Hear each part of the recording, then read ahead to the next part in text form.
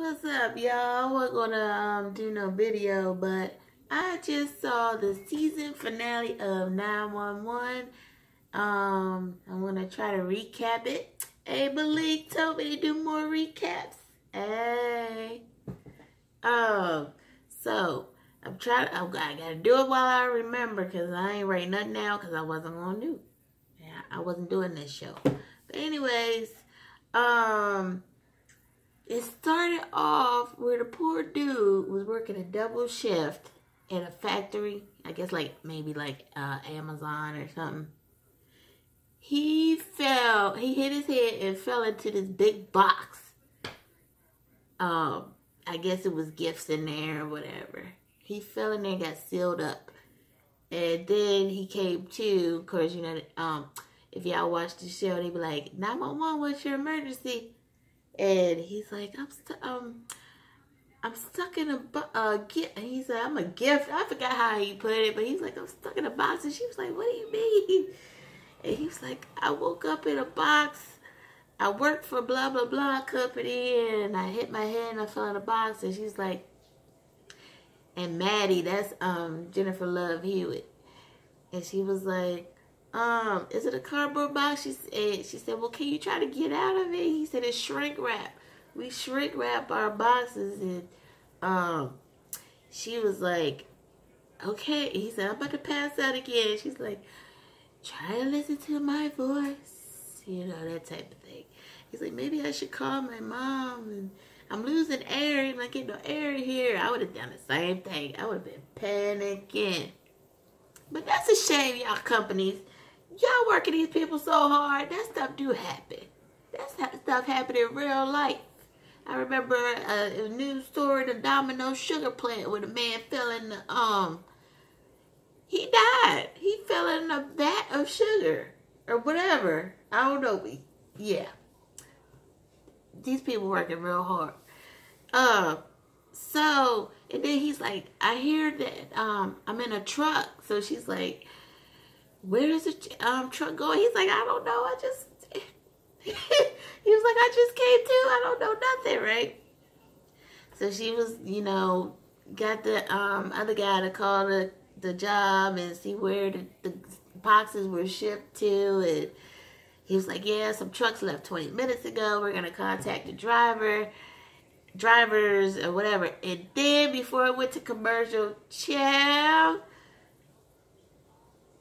the boxes was getting on a forklift, off the truck, to a forklift, to a plane. I said, oh, man. Dude jacked up.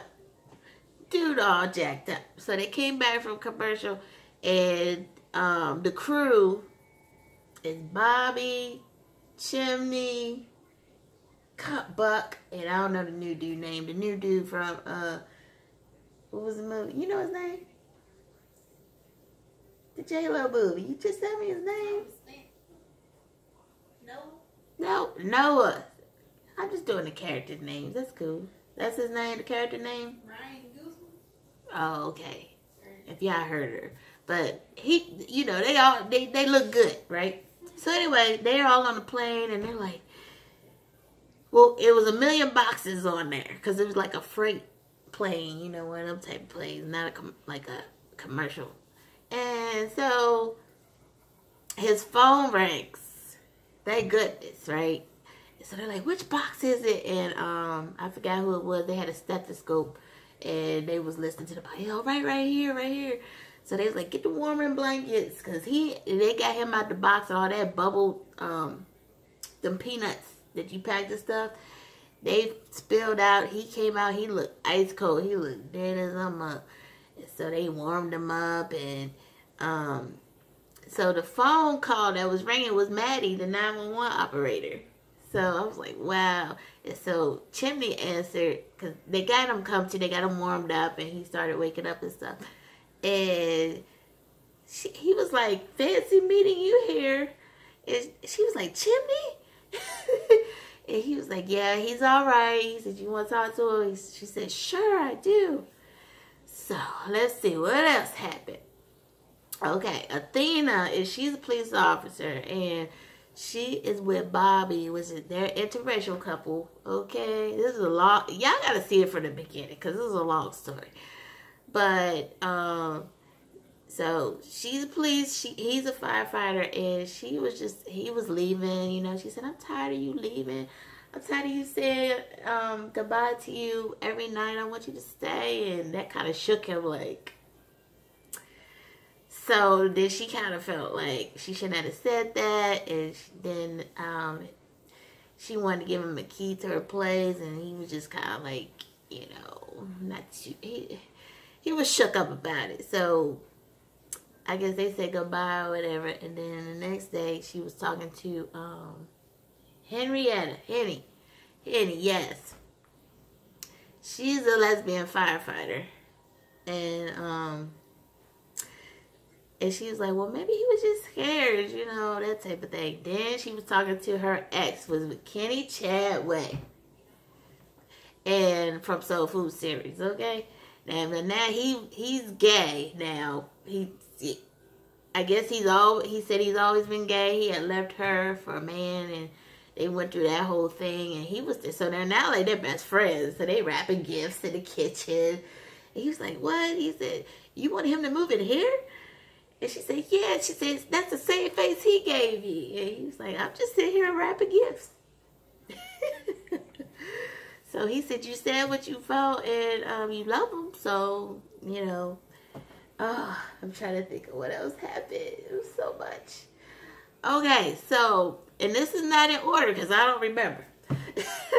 So Chimney and Buck, right? They went Christmas tree shopping for his sister Maddie, who's Jennifer Love Hewitt. And Chad, they bought the Christmas tree. Well, first, let me start. Chimney kicked Buck out because he was getting on his nerves. Apparently, they was roommates for a second. And so he showed up at his sister's house. Yeah, well, I got kicked out. I had to stay with you. And she's like, yeah, I knew that. There's an air mattress for you. He was like, you're expecting that? And she was like, yeah. Did you not think that you guys were gonna last? So she had the new air mattress and the blankets and everything still in the package right by the door because she knew he was coming. But anyways, so they went shopping for a Christmas tree. They bought their Christmas tree back, and she's like, I wasn't expecting this. I don't have my decorations. My decorations are blah, blah, blah. And so then they're like, we have decorations, like 3-4 bags of decorations. And she was like, I just don't want the Christmas tree. You know, that type of thing. I was like, okay. So previously, she's a domestic violence survivor. And she ran away from her husband, right? So Chimney's like, it's all good. I'm going to get rid of the tree. Don't worry about it. So he took it out to the street and put up its free Christmas tree on the tree or whatever. So there's a black guy coming back from the Marines on a bus, and he's FaceTiming his daughter, and she's about to do her solo performance in the choir, right? And she's like, Daddy, you gonna be here? You gonna make it? And he was like, yeah, I'm gonna make it. He promised her he was gonna make it and all that stuff. He's on a bus with all these people. So they were saying, wow, so you're gonna surprise your daughter? He was like, yeah. He said, you guys don't know what I went through. I've been on a plane, a helicopter, I've been on a Jeep, and now a city bus. Because he was standing up, you know, holding the pole thing. And there was people sitting there, 2 guys. And so he saw the young guy take the man's wallet, sit next to him. And he was like, and then the guy was about to get off the thing. And he grabbed his arm. He said, I saw what you did. Just give the man his wallet back and I won't call the cops, right? And, then the bus, then a truck T-boned them. I said, oh, man. Then they went to commercial. Then the bus was all flipped over and came back. And I said, oh, man, I hope not happened to that Marine, you know. And the Marine was sitting there holding the man. The man's neck was bleeding. And, you know, they hit that carotid. And so he all covered in blood. I said, now he can't go see his daughter like that. I'm glad he all right, but dad, go on. So, the dude, one of the firefighters, the cute one, he was like, you don't have nowhere to be, right? Keep your hand right there. He was like, no, I have nowhere to be, even though, you know, he knew he. So they got him all wrapped up and got the man pulled away. And he was like, you think he gonna be okay? And it was like, yeah, he gonna be okay. So then he gets back in the bus and finds his big old duffel bag. And I guess he gonna try to figure out what he gonna do. And so there was this lady, this black lady, and she was telling the firefighters, you know, what was going on. And they said, hey, Marine. And he said, we heard you had somewhere to be. He said, it don't look like I'm going to get there. He said, oh, yes, you are. So they took him on the fire truck. And he held her clothes in his duffel bag. Thank goodness. So he changed it. They said, we almost there. You got to get ready. And so Buck was like, I'm going to cry. He said, I always cry at those reunions, you know, when the father surprised the family, especially the kids and all that. So she's just singing her little heart out on the stage, and they get out the fire truck, and they all went in, and he just standing there, and she's just like singing, and she's like, and then the mom, I guess that was his wife, and she was all excited, and they all hugging, and everybody stood up and clapped, and Buck was like, I knew it. I knew it. I knew it gets me every time. So I was like, oh, that was so sweet. So Chimney was in this, I guess, you know, they don't have video stores anymore, but it's like a bookstore that sells movies too. Books and movies. So he was looking at the movie Die Hard, which is my favorite, and I claim that to be a Christmas movie. I do, okay? Because that's a debate. That's my favorite movie of all time. So anyways, this guy, I thought he was a gay dude. I'm like, whatever, you know. I was like, he pushing up on Chimney, right? I don't know what's going on. So they talk about the movie, and he was like, I just never seen Die Hard as being a Christmas movie. I just seen it as a man trying to get back with his wife. And I was like, okay, well, whatever. So I guess Chimney wanted it. So he tried to go up there to the counter and buy it. And he was like, Dad, I don't have my wallet. He was like, oh no, I got you. And he said, you sure? He said, why would you want to do that?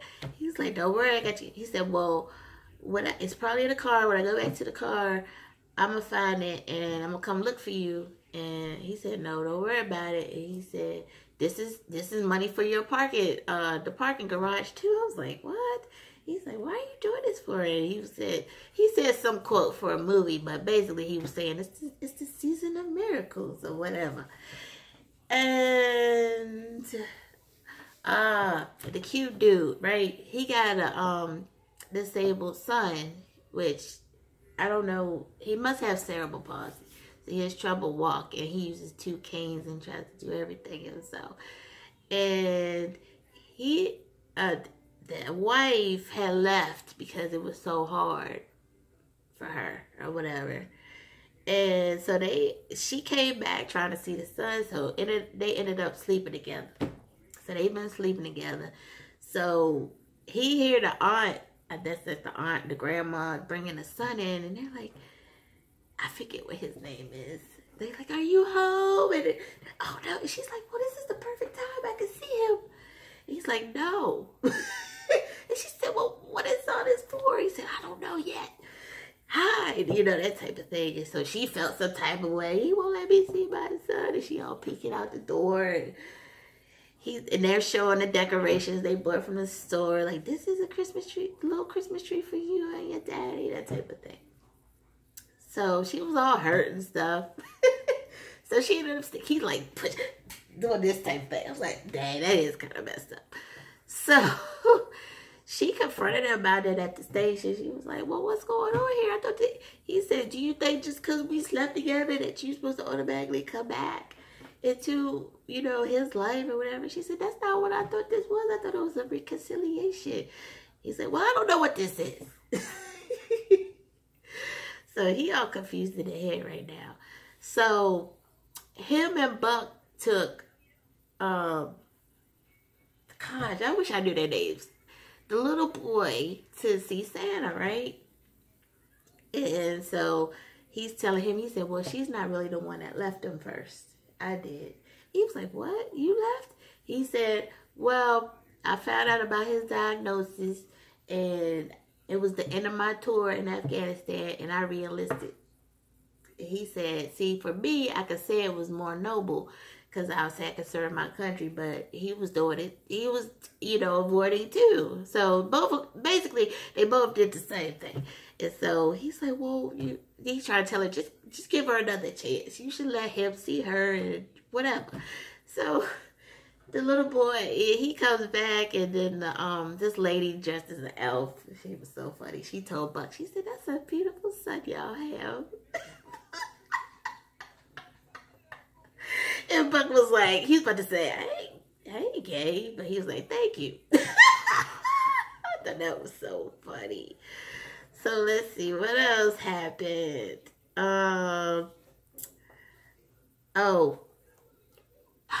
Totally forgot the beginning. Because, like I said, the very beginning, there was this competition. Neighborhoods get into these competitions, right? They're all the best decorated. This house had all the lights, and then the lights next door, he had a little bit of lights, and he was all jealous. He said, why he always getting all the attention and the crowds? And the wife is like, it's Christmas time, don't worry about no competition. So he said, I know what I'm going to do. So he get up on the roof with this big old snowman, plug it up, and fell off the daggone roof. Now he in the dead collar on a gurney taken in an ambulance. I said, now that's how you going to spend your Christmas, just because you wanted to compete. But anyway, so Chimney meets up with Maddie again, right? And he goes in the house because he's telling her, I apologize for getting the tree, and I understand you've been through a hard time. I didn't want to stress you out or whatever. She said, it's not the Christmas tree. It was what the Christmas tree represented and what happened to me, because she was being beat. And so they flashed back. She was on the floor. The Christmas tree was turned over. Everything was broken. The ornaments broken. And she looking at her picture of her brother in his firefighter outfit. And she hears footsteps, and it's her husband, and he bends down. He said, it's like touching her face. He said, I know that you tried, but it wasn't good enough. I guess her decorations. I'm like, dude. And then it was the dude that was talking to Chimney in the video bookstore. I was like, oh no. So, and then I said, he's stalking her. He found her, y'all. He found her. And so it ended where he was in the car, and he the one that stole Chimney's wallet. I was like, now we have to wait till January to see what happened. I probably missed something. I did. Y'all, Bobby, he gave Athena a gift. He came to her house, and it was like a big box, right? And he said, she's like, you don't want to wait till tomorrow? And he's like, no. So she opens it, and it was like a silver, just like a key. Right. Top keys. Like a key ring with a key on it. Like, just a novelty key. And she's like looking at it. And then Chad, he busts out the ring, right? And she's like, what? And he was like, I know it's sudden, but the type of work that we do, you understand that basically life is short, that type of thing. He was like rambling on, I know, and I know I didn't respond like you wanted me to at first, and la la la la la. And she's like, yes, right? So she was all happy. I said, oh, this episode was all the feels. And little girl had just came in the door like 2 minutes. It was 2 minutes left because she was out with her bestie. And she over there quiet. Why you ain't chiming in? Because I ain't seen this. Well, I'm telling you. Don't you hate it when people ain't excited as you are? Yeah. Then when she be excited, I be sitting there giving her my face. Right. And then never work out. We all on different timelines. But anyway, y'all, I just want to come through and tell y'all, I wish I had it started from this is season 2. I wish I had it started from the beginning, but I will pick back up on this because the husband is going to be tripping, okay? And I was like, he is so cute. What's wrong with these men sometimes? They could have been a good family. I just don't understand the mindsets of people. But anyway, y'all, hit that red button. Push that thumbs up. Yes. And y'all have a good night.